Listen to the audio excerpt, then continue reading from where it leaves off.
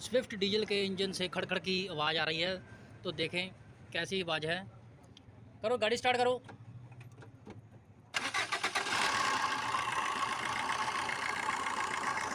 हलाओ water pump को।